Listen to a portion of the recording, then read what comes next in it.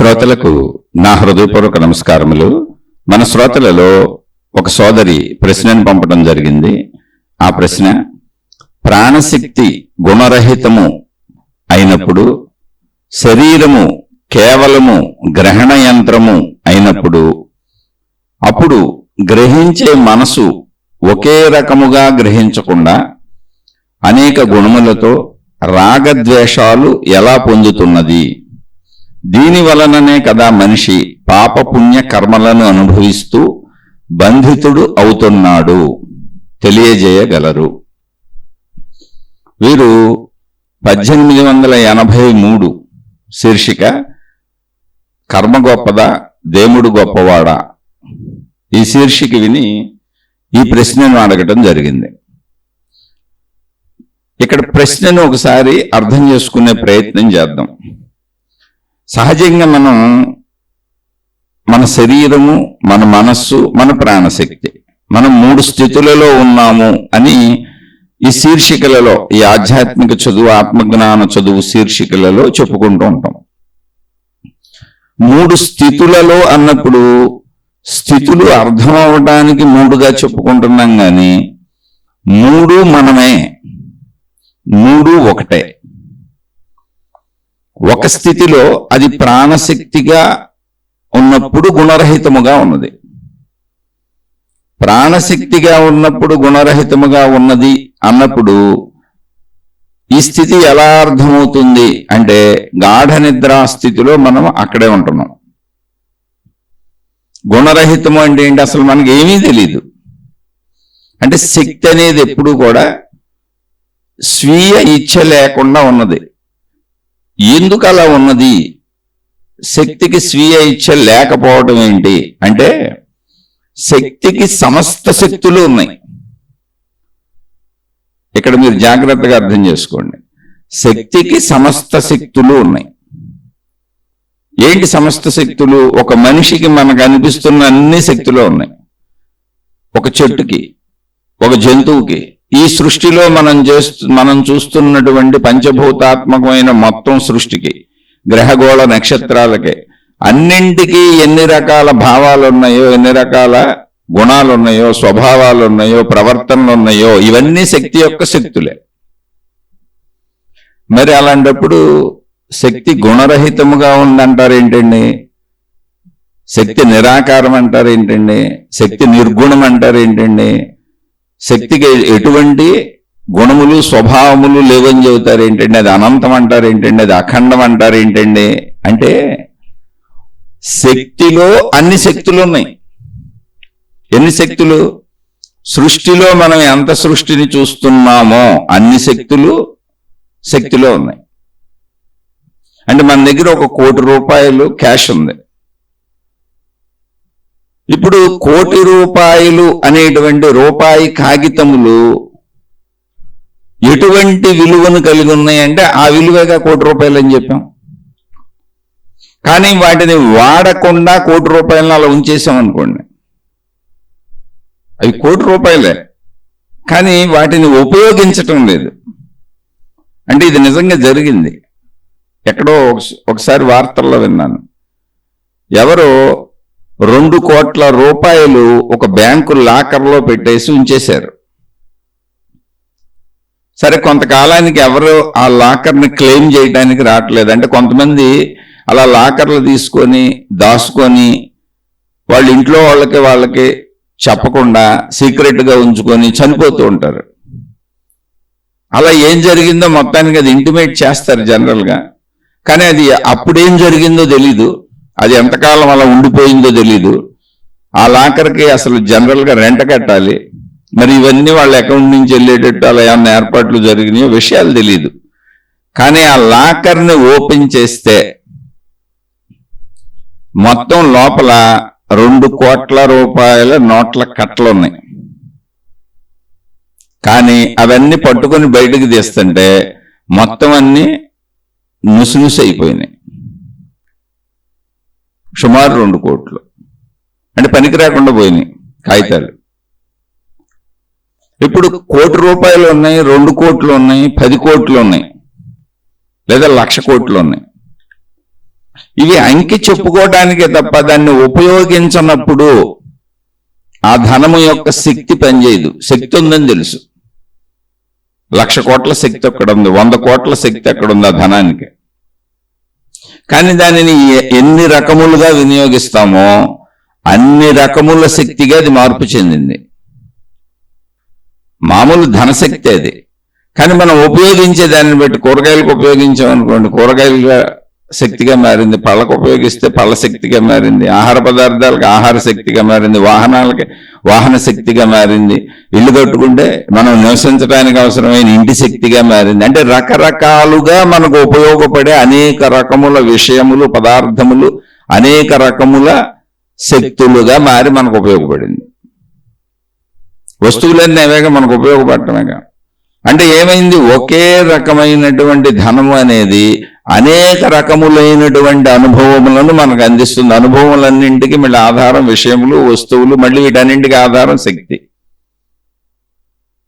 కానీ ఈ అనుభవాలన్నీ తీసుకోకుండా, ఇవన్నీ అనుభవించకుండా ఆ 1,00,000 కోట్లు అలా ఉంచేసాం అక్కడ. అప్పుడు ఆ 1,00,000 కోట్లు ఉన్నవి అవి ఉపయోగపడతాయి, దాంతో ప్రపంచంలో ఏమైనా చేయొచ్చు, అనేక విషయాలు చేయొచ్చు అనే భావనే తప్ప అది 1,00,000 కోట్లు, 100 కోట్లు, కోటో, 1,00,000, 10 రూపాయలు, 100 రూపాయలు. దాన్ని వినియోగించకపోతే అది అలాగే ఉంది. దాన్ని వినియోగిస్తే అది 10 రూపాయలైనా 10 రూపాయలను అనేక రకాలుగా వినియోగించవచ్చు. చిన్న చిన్న వస్తువులు అనేకం తీసుకోవచ్చు, అనేక రకాల విషయాలు అనేక రకాల వస్తువులు అయినప్పుడు మళ్ళీ అనేక రకాల శక్తులు అవుతున్నాయి. కానీ ఏకశక్తి ధనము అనే శక్తి అనేకాన్ని పొందేలా చేస్తుంది. అది ధనానికి ఉన్నటువంటి, ధనము అనే శక్తికి ఉన్నటువంటి పవర్ ఏంటంటే అనేకాన్ని సృష్టిలో పొందేలా చేస్తుంది. కానీ ధనానికి అనేకాన్ని పొందేటువంటి శక్తి ఎవరిచ్చారు? అది మనం ఇచ్చాం, మనం పెట్టుకున్న ధనం. అలా ఒక పూలికి చెప్పాను మీకు. వినియోగించలేదు అనుకోండి, ఇప్పుడు వినియోగించలేదు, ఆ వ్యక్తి అలా దాచేసాడు, 2 కోట్లు లాకర్లో పెట్టారంట, నిజంగా జరిగింది అది. ఆ కాగితాలన్నీ దేనికి పనికి రాకుండా పోయినాయి, కాగితాలన్నీ పాడైపోయినాయి, ఇప్పుడు వినియోగించడానికి లేదు ఇంకా. అంటే ఇప్పుడు 2 కోట్లు ఉన్నట్ట లేనట్టే. వినియోగించకపోతే ఒక 100 ఎకరాల పొలం కొన్నాం, 200 ఎకరాల పొలం కొన్నాం, 1000 ఎకరాల పొలం కొన్నాం, అక్కడ పెట్టాం భూమి మీద.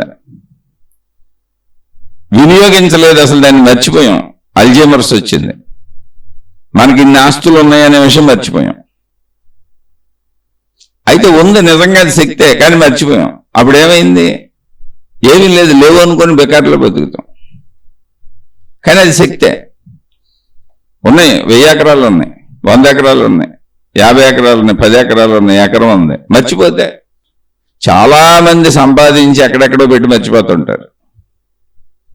ఇళ్లలో అసలు సామాన్యంగా చిన్న చిన్న నోట్లు, 100, 50, 10, 500 ఇలా నోట్లు ఎక్కడెక్కడో చీరమడతల్లో వాటి కింద వీటి కింద పప్పుల డబ్బాలు, పోపుల డబ్బాలు, లేకపోతే మనుషులు, మగవాళ్ళు, ఆడవాళ్ళు అందరూ ఇళ్లలో రకరకాల చోట్ల పెట్టి మర్చిపోయి మళ్ళీ కొత్తగా దొరికితే ఎప్పుడు వీళ్ళయే ఇంతకే మర్చిపోయారు.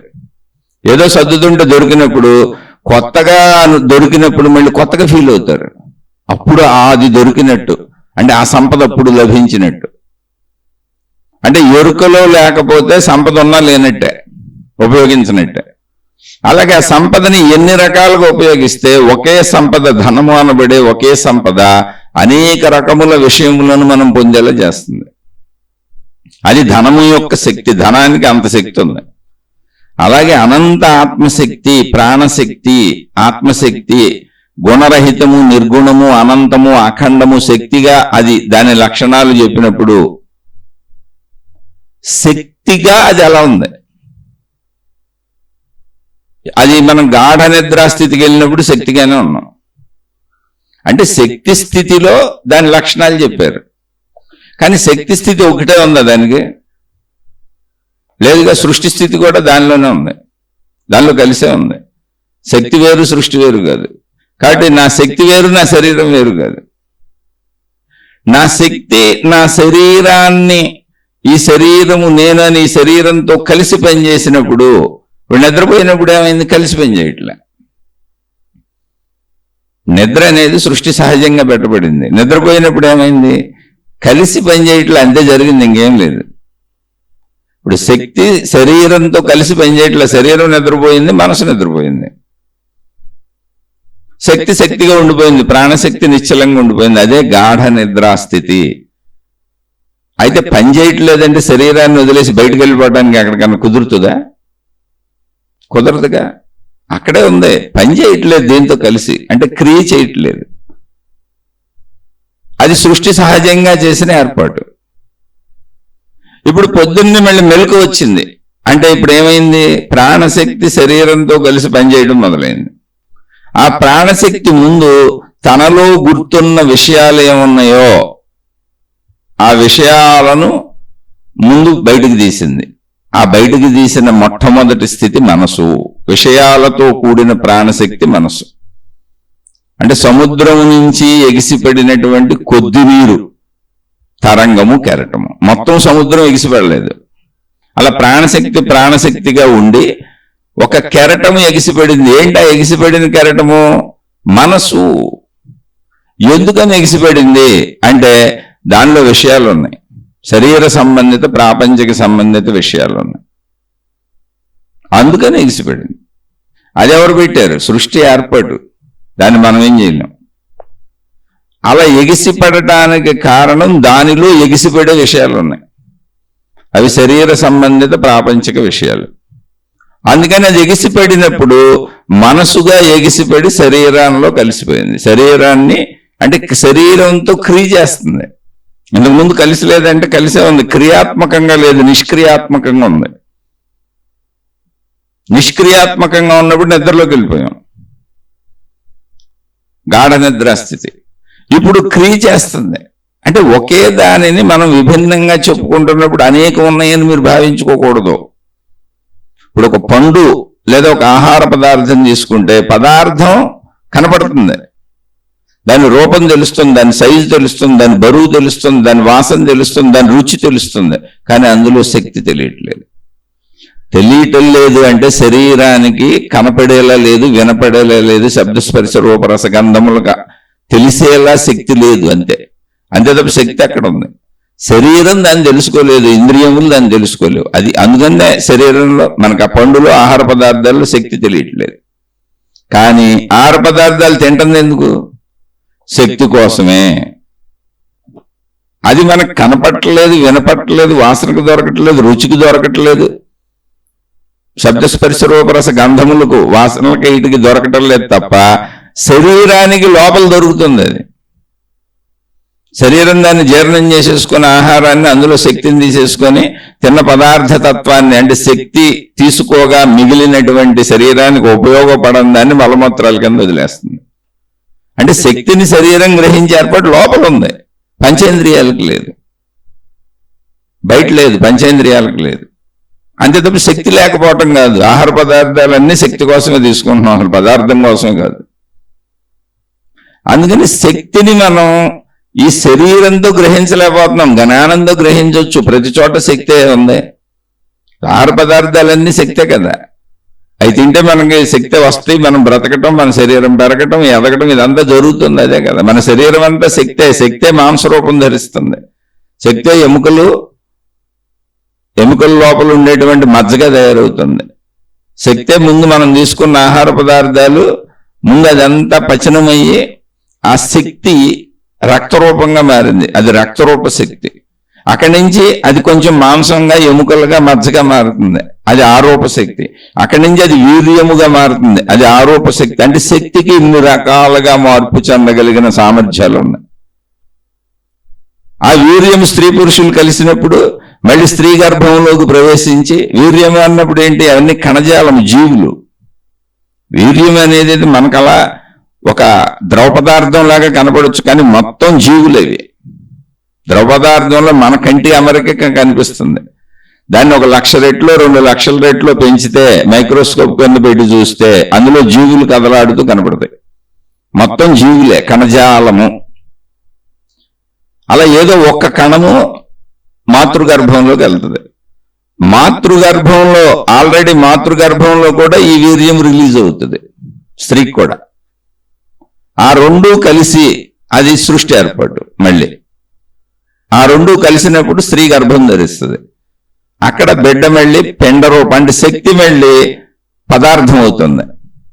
చిన్న కణ రూపంలో ఉన్నటువంటి స్పెర్మ్ ద్రవ రూపంలో ఉన్నటువంటి కణజాలంగా అంటే కంటికి కూడా కనిపించినంత చిన్న నలక అంటే నలక కంటే 100, 1000, 1,00,000 రెట్లు చిన్నదైన కణజాలముగా ఉన్నటువంటిది మళ్ళీ ఒక ఆకృతిని ధరించుకుంటుంది. తనే శక్తిని గ్రహించి, తల్లిలో శక్తిని గ్రహించి మళ్ళీ ఆ శక్తి మాంసపిండం అవుతుంది.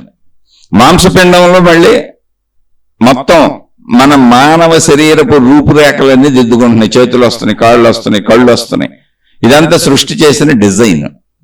ఇక్కడ డిజైనర్ సృష్టి అంటే ఏమవుతుంది? ఎప్పుడు శక్తి పదార్థం అవుతుంది, పదార్థం శక్తి అవుతుంది. అంతే.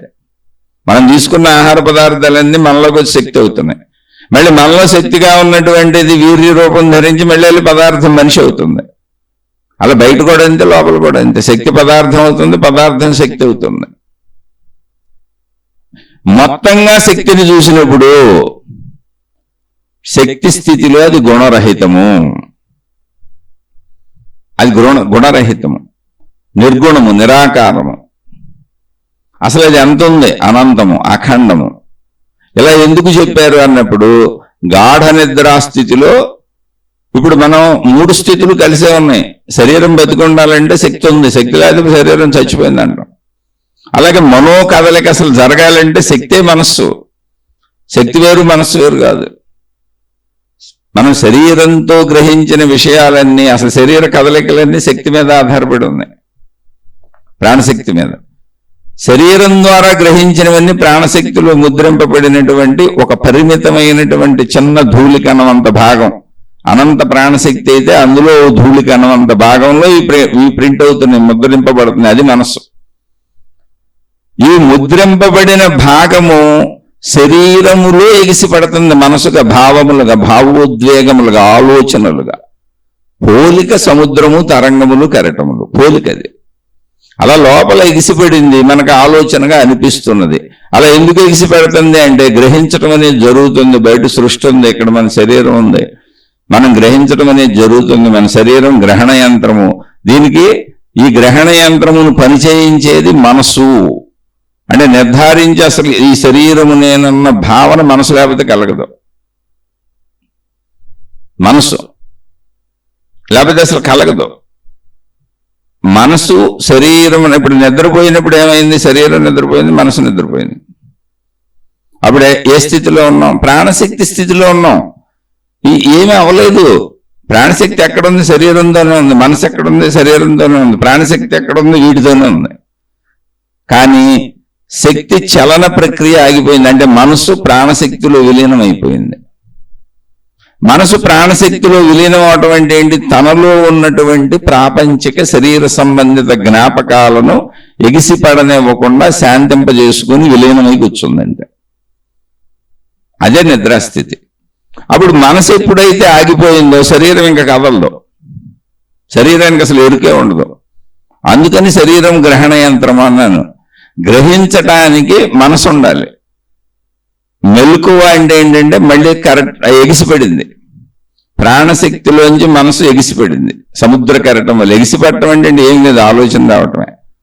ఆలోచనలన్నీ ఎగిసిపడేవే, భావోద్వేగాలు, భావాలన్నీ ఎగిసిపడే అలలో. ఎక్కడ? ప్రాణశక్తిలో. ఈ అలల పేరు మనసు. సముద్రంలో అయితే వాటిని అలలు అన్నాం, సముద్రంలో అయితే వాటిని కెరటాలు అన్నాం, సముద్రంలో అయితే వాటిని తరంగాలు అన్నాం, ప్రాణశక్తిలో అయితే వాటిని మనసు అంటున్నాం. అలా ఎందుకు ఎగిసి పడుతుంది అంటే మనం గ్రహిస్తున్నాం కదా. శరీరంతో గ్రహించి లోపల ప్రాణశక్తిలో దాచుకుంటున్నాం.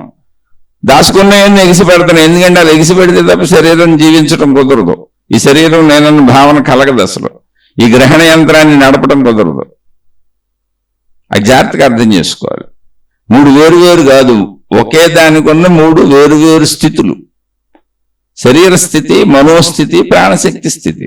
నిద్రాస్థితిలో ప్రాణశక్తి స్థితిలో ఉంటున్నాం. అప్పుడు కాబట్టి గుణరహితము. నిద్రాస్థితిలో ఏం తెలియట్లేదు మనకి, ఏ గుణము లేదు, ఏ స్వభావం లేదు, అసలు నేనే లేను. నేనున్నానని నాకు తెలియాలంటే మనసు ఉండాలి.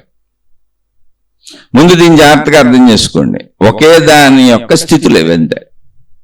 ఓకే, ఇప్పుడు నిద్రలో ప్రాణశక్తి స్థితిలో ఉన్నాం. మెలకువ అంటే మనసు మేలుకొని శరీరం అనే గ్రహణ యంత్రాన్ని ఇప్పుడు కదిపింది. అంటే మనసు శరీరాన్ని తాకగానే శరీరము నేననేటువంటి భావన అనిపించింది. అసలు నేనన్న భావన మనసుదే, కానీ మనసుకు రూపం లేదు, అది శక్తి స్వరూపం. అది శరీరాన్ని కదపగానే తాకగానే అంటే మెలకువ రాగానే ఈ శరీరమే నేను అనిపిస్తుంది. అది ఎటు వెళ్తే అటు నేను అనిపించుకుంటా ఇంకా సాగుతుంది. నేను, నాది, నావి, నా వాళ్ళని, ఆ నేను కన్నింటినీ కలిపేసుకుంటుంది, అదే మనసు. అది మళ్ళీ మెలకువ అంటే ఏంటి? ఈ శరీరంతో మనం కంటిన్యూటీ జీవితం జీవించడానికి ఆ ఏర్పాటు లేకపోతే మనిషి అసలు జీవించడం కుదరదు. మనసు లేకపోతే కోమాల్లోకి వెళ్ళినట్టే, మనసు లేకపోతే నేనని ఎరుకుండదు, నిద్రాస్థితిలో అదే జరుగుతుంది. కాబట్టి మెలకువలో మనసు అనేది లేకపోతే అసలు మానవ సమాజంలో ఏ ఒక్క మనిషి బ్రతకడం కుదరదు. అంతా ఒక సిస్టమేటిక్గా నడుస్తూ వెళ్తున్న మానవ సమాజం అంతా కేవలం మనసు మీదే ఆధారపడి నడుస్తుంది. ఆ గుర్తింపులన్నీ మనసు, అంటే గుర్తించేది అసలు మనసు. శరీరం కేవలం గ్రహణ యంత్రం. ఈ మనసు దాన్ని తాకినప్పుడు ఇది అన్నిటినీ గ్రహిస్తుంది. బయట నుంచి గ్రహించిన లోపల వేసుకుంటుంది. లోపల లేచిన అన్నిటిని మళ్ళీ తిరిగి మనకి గుర్తు చేసి మనలో ఉన్నాయని చెబుతూ ఉంటుంది. నడు బయటికి వెళ్ళి మళ్ళీ గ్రహించుకొద్దామని చెబుతూ ఉంటుంది. అదే జరుగుతుంది అంతే. అంటే అది రెండు వైపుల నుంచి పనిచేస్తుంది మనసు. బయట వాటిని లోపలికి తీసుకుంటుంది, లోపల వాటిని మళ్ళీ బయట ఇవన్నీ ఉన్నవని మనకి గుర్తు చేసి బయట తిరుగుదామా లేకపోతే లోపలే అనుభవిద్దామా అంటది. లోపలే అనుభవిస్తున్నాం అనుకోండి, ఓ భయం, ఒక బాధ, ఒక దుఃఖం మనసులోనే సాగుతూ ఉంటాయి. ఊహాత్మక విషయాలు శరీరం కదపకుండా ఊహించుకుంటూ కూర్చుంటారు. అదే స్వప్నలోకం కూడా, కళల్లో కూడా అదే జరిగేది. శరీరంతో కలిసి సాగుతున్నాం అనుకోండి, గ్రహణ యంత్రాన్ని పట్టుకొని వెళ్తుంది, నడవండి గ్రహించుకొద్దామని, కంటితో చూద్దాం, చెవితో విందాం, అనుభవిద్దామని. అనుభవాలు కావాలి ఇప్పుడు. వాటిని కోరికలు అంటాం లేదా అవసరాలు అంటాం. ఇది ఇక్కడ అంటే మనసు లేకపోతే శరీరము యంత్రం అని ఎందుకు అన్నానంటే, మనసు లేకపోతే శరీరానికి నేనన్న భావన పుట్టదు అసలు. అందుకని శరీరము గ్రహణ యంత్రము. ఓకే, ఇక్కడ సోదరు అడిగినటువంటి ప్రశ్న ఏంటంటే, ప్రాణశక్తి గుణరహితం అయితే అందులో డౌటే లేదు. ఎందుకంటే గాఢ నిద్రా స్థితిలో మనకి ఏం తెలియదుగా. కాబట్టి అది గుణరహితము, నిర్గుణము, నిరాకారము, అనంతము, అఖండము, ఎన్ని పదాలైనా వాడొచ్చు. ఎందుకంటే అక్కడ ఏమీ లేదు. గాఢ నిద్రా స్థితిలో ఏముందంటే ఏమీ లేదు. నువ్వు లేవా అంటే ఉన్నాను, లేకుండా అక్కడికి పోయాను. మరి అప్పుడు ఏంటి? నాకేం తెలియదంటే. ఉన్నానని కూడా ఇప్పుడు చెబుతున్నాను, లేచినాక చెబుతున్నాను ఉన్నానని. కాబట్టి ఆ శక్తి స్థితిలో ఏమీ లేని నథింగ్నెస్ ఉంది. అందుకని అది నథింగ్నెస్ కాబట్టి అది గుణరహితము, స్వభావరహితము, రూపరహితము, దృశ్యరహితము. ఉన్నది కాబట్టి ఉన్నదని చెప్పుకుంటున్నాం. ఈ స్వభావాలు ఏమి లేవు కాబట్టి లేవని చెప్పుకుంటున్నాం. ప్రాణశక్తి ఉన్నది, ఏ విధంగానూ దానికి ఎటువంటి స్వభావములు, రూపములు, దృశ్యములు అసలు ఏమీ లేవు. నథింగ్నెస్. అది ఎలా ఉందంటే నథింగ్నెస్, ఏమీ లేనట్టుగా ఉంది. అందుకే దాన్ని ఆకాశము అన్నారు. ఆకాశములా ఉంది, ఆకాశమే అది దాని.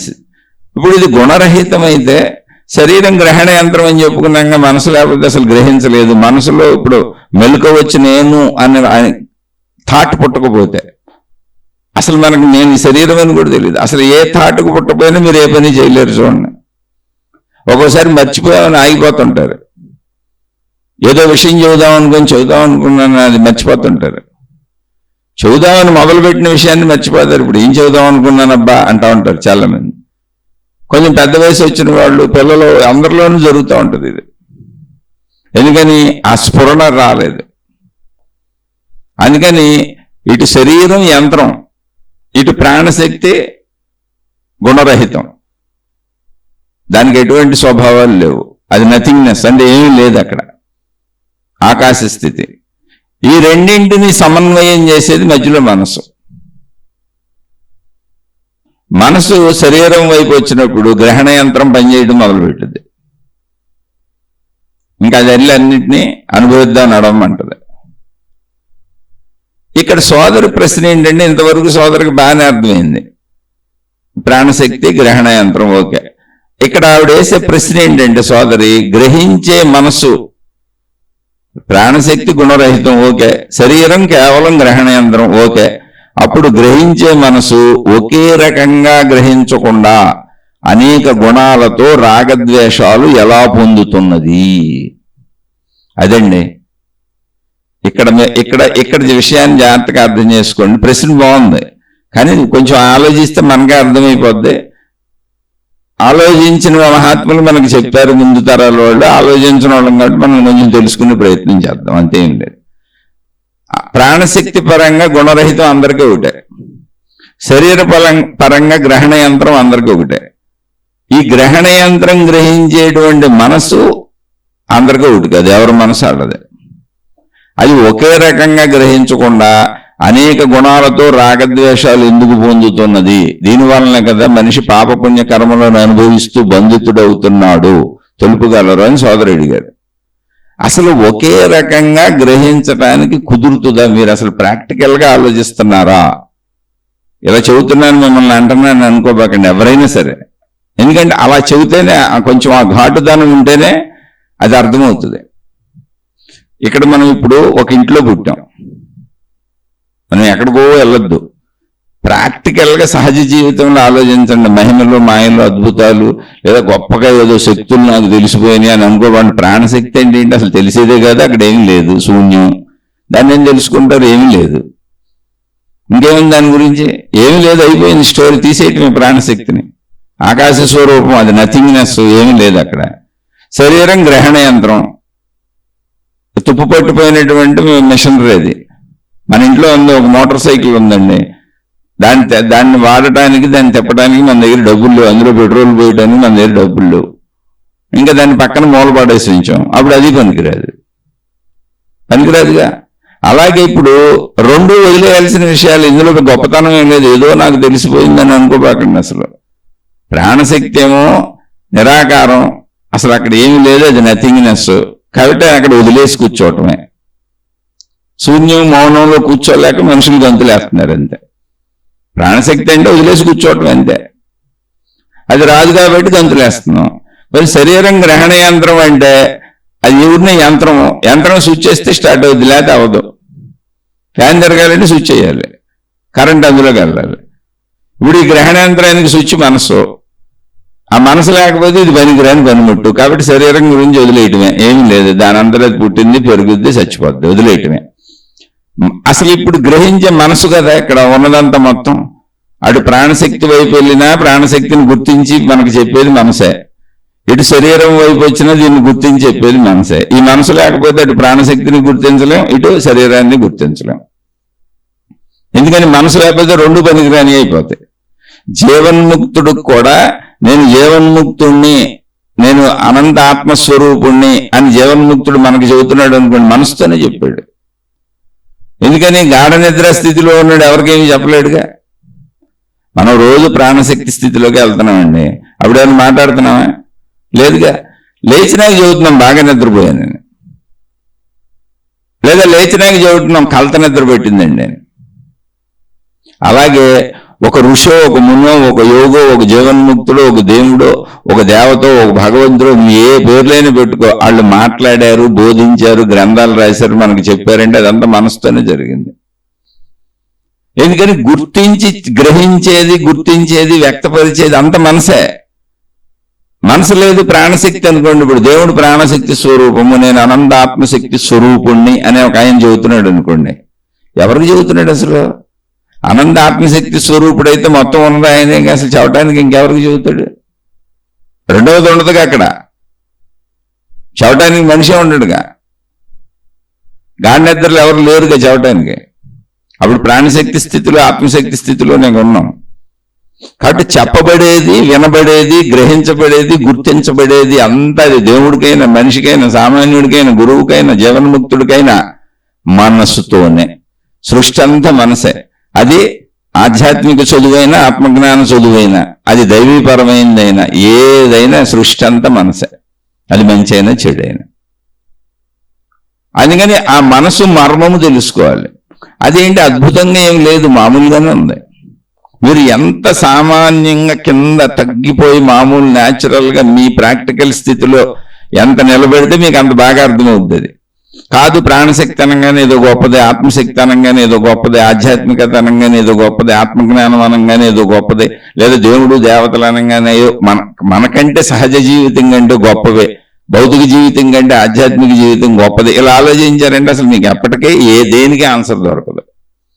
ఎందుకని అసలు గొప్పది తక్కువది లేదు ఇక్కడ. ఉన్నదంతా ఆత్మశక్తి అయితే అన్ని సమానమే, కాదు ఉన్నదంతా శరీరాలైనా అన్ని సమానమే, లేదు ఉన్నదంతా మన మానసికమే అంటే అప్పుడు సమానమే. ఏది కాదు, ఏ రకంగా అయినా అవునన్నా కాదన్నా అన్ని సమానమే, తక్కువలు ఎక్కువలు లేవు. ఏ భావంలోకైనా వెళ్ళండి. మీరు మనసుని తెలుసుకునేటప్పుడు మీరు సహజంగా తెలుసుకోండి. మళ్ళీ ఒకసారి పాయింట్లు రిపీట్ చేస్తున్నాయి. మనసు లేదనుకోండి, ప్రాణశక్తిని గుర్తించడానికి అసలు మనకు ఛాన్స్ లేదు. ఎందుకంటే గుర్తించేది మనసే. ప్రాణశక్తి గురించి ఎవరు ఎన్ని గ్రంథాలు రచించి ఎంత తపస్సులు చేసేసి జీవన్ముక్తులైపోయి అనంత ఆత్మశక్తి ఎరుకను పొందేసి నేను అనంత ఆత్మశక్తి స్వరూపుడును అని చెప్పేసి గ్రంథాలు రాసిన వాళ్ళందరూ చెప్పింది ఎవరికి చెప్పారు? ఉన్నదంతా ఆత్మశక్తి అయితే చెప్పడానికి ఎవరున్నారు? చెప్పారంటే అర్థం ఏంటి? జీవభావంలోకి వచ్చారు, దేహభావంలోకి వచ్చారు, పరిమితత్వంలోకి వచ్చారు. తమకు ఎదురుగా అనేక మంది జీవులు మనుషులు ఉన్నారని చూశారు, సృష్టి భావంలోకి వచ్చారు. అప్పుడు మానవులకు బోధ చేశారు. జీవభావం ఉంది, ఆ అనంతత్వ భావం ఉంది, కానీ చెబుతుంది అయితే మనసే. అనంతత్వ భావంలో గాఢ నిద్ర స్థితిలో ఉంటుంది, చవటానికి ఎరుకు ఉండదు అసలు. అయితే దాన్ని పొందారు కనుక అది మానసికంగా గుర్తుంది. ఎలా సాధించుకుంటూ వెళ్ళారో, పొందితే ఎలా ఉంటుందో ఊహాత్మకంగా చెబుతున్నారు. అదే ఊహించేదంతా మనసే, ఎవరు చెప్పినా. కాబట్టి సహజంగా ముందు అర్థం చేసుకుందాం. ప్రాణశక్తి అంటే అక్కడ ఏం లేదు, నథింగ్నెస్, శూన్యము, ఆకాశ స్థితి, శక్తి స్థితి అంతే. శక్తి స్థితి ఏంటి, ప్రాణశక్తి స్థితి ఏంటి, ఆత్మశక్తి స్థితి ఏంటి అని డైరెక్ట్ గా ప్రశ్న వేశారు అనుకోండి, శూన్యము, మౌనము, నిశ్శబ్దము, అక్కడ ఏమీ లేదు, నథింగ్నెస్, చవడానికి ఏమీ లేదు, వినడానికి ఏమీ లేదు, అనడానికి ఏమీ లేదు. అందుకే దాన్ని ఆకాశము అన్నారు. అంతేనయ్యా, అది శక్తి స్థితి. కాబట్టి ఇంక దాన్ని ఏం తెలుసుకుంటూ వదిలేసి కూర్చోవటం. శక్తి స్థితి అనగానే మనం ఇంక మామూలుగా మేలకుండా నిశ్శబ్దం అయిపోవటమే, అదే గాఢ నిద్ర స్థితి. నీకు అనుభవం కూడా ఉంది ఇది. కాబట్టి దాన్ని వదిలే. మళ్ళీ రిపీట్ చేస్తున్నాను ఇందాకదే. శరీరం యంత్రం, స్విచ్ చేస్తే కానీ జరగదు. ఇప్పుడు మిక్సీ పెట్టాం, అన్నీ వేసాం, స్విచ్ చేస్తే కానీ పనిచేయదు. అది ఏదైనా ఫ్యాన్ స్విచ్ చేస్తే కానీ పనిచేయదు. ఏ యంత్రమైనా ఆన్ ఆఫ్ ఉంది, శరీరం కూడా యంత్రం, దానికి ఆన్ ఆఫ్ ఉంది. ఆఫ్లో నిద్రపోతాం, ఆన్లో పనిచేస్తుంది. ఆన్ అంటే ఏంటి? మనసు వచ్చింది అంతే. ఆన్ అని స్విచ్ చేయటం అంటే మనసే. మనసు అనే స్విచ్ ఆన్ అయినప్పుడు మెలకువ, మొత్తం గాఢ నిద్ర స్థితి వరకు తిరుగుతూ ఉంటాం శరీరాన్ని పెట్టుకొని. ఆఫ్ అంటే ఏంటి? నిద్రలోకి వెళ్ళిపోతాం, మనసే. ఇక్కడ ఆన్ ఆఫ్ స్విచ్ మనసు, నిద్ర మెలకువ.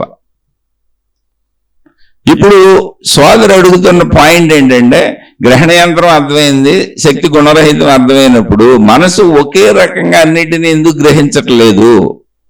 అలా గ్రహిస్తే అసలు గొడవ. మనుషులందరికీ ఒకే రకంగా గ్రహించింది అనుకో. ఎందుకని మనుషులందరికీ ప్రాణశక్తి ఒకటేగా, అనంత ఆత్మశక్తిగా ఏకంగా. అది మనుషులందరికీ శరీరపు తీరుతెన్నులు ఒకటేగా. రూపురేఖలు వేరుగా ఉంటే ఉండొచ్చు, కానీ శరీరపు పుట్టుక, పెరుగుదల, ఎదుగుదల, తరుగుదల, దాని పనితీరు, గ్రహణ యంత్రం అంతా ఒకటే. ఫ్యాన్లన్నీ గాలిస్తాయి అంతే, ఎన్ని ఆకారాల్లో ఎన్ని రంగులతో పెట్టుకున్నాం మనం. అలా శరీరం అంతా ఒకటే. కాబట్టి ఇంకా అక్కడ ఆలోచించడానికి ఏం లేదు. కానీ భేదత్వం అంతా మనసు ద్వారానే వచ్చింది. ఎంత మనసు గందరగోళం ఎందుకు అని ఆవిడ అడుగుతున్నారు. అడుగటం బాగానే ఉంది, కానీ చిన్న ఆలోచన చేస్తే మీకే అర్థమైపోద్ది. అందులో పెద్ద విశేషం లేదు.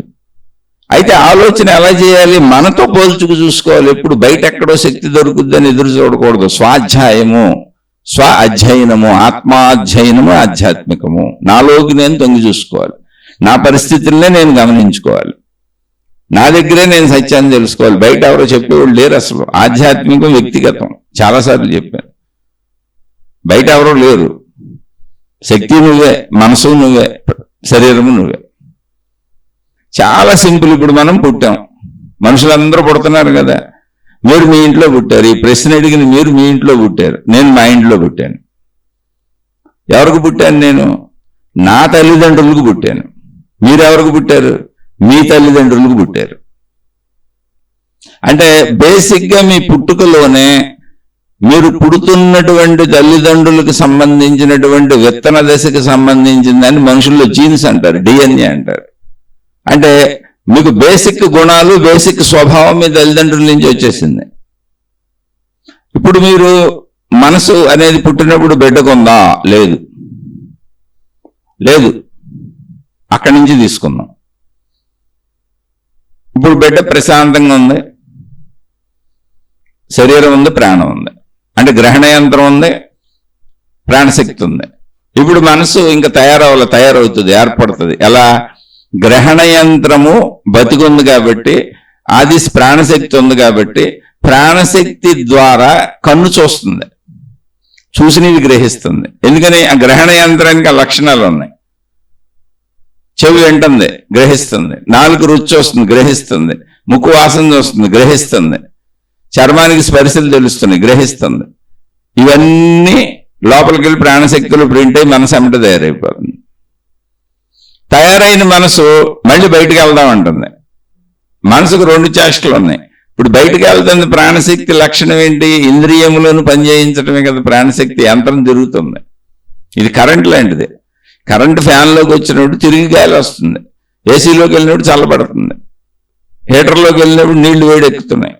ఇస్త్రీపెట్టెలు ఐరన్ బాక్స్లోకి వస్తే ఐరన్ బాక్స్ వేడెక్కి మళ్ళీ వస్తువులు వాడుకున్నాం. గ్యాస్ పొయ్యిలు ఉన్నాయి, అలాగే కరెంటు పొయ్యిలు ఉన్నాయి.